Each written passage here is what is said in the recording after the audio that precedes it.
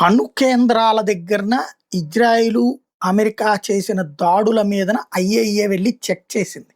Iran మళ్ళీ వాళ్ళని అడిగింది మీరొచ్చి క్రాస్ చెక్ చేయండి అని. ఎందుకంటే మొన్న కువైట్ లాంటోడు కూడా వనకాల్సొచ్చింది. అక్కడో ఇరాన్‌లో జరిగేటటువంటి అణు విధ్వంసం తన దేశ ప్రజలను కూడా ఇబ్బంది పెడుతుందని. అంత భయపడాల్సొచ్చింది. ఇరాన్‌లోనూ ఆ భయాలున్నాయి.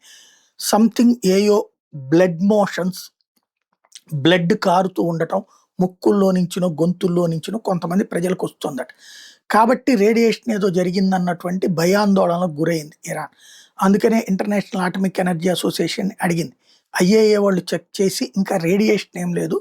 ఇప్పుడు ఈ ముక్కుల్లో బ్లడ్‌లు ఇవన్నీ కూడా ఇప్పుడు వరకు జరిగినటువంటి బాంబు పేలుళ్ల సందర్భంలో ఆ దగ్గరలో ఉన్నప్పుడు వచ్చినటువంటి ఆ అమ్మోనియం పీల్చడం వలన ఆ విపరీతమైనటువంటి ఆ బాంబు స్ప్రెడ్డింగ్ వల్ల వచ్చింది తప్పించి మరేం లేదని చెప్పారు.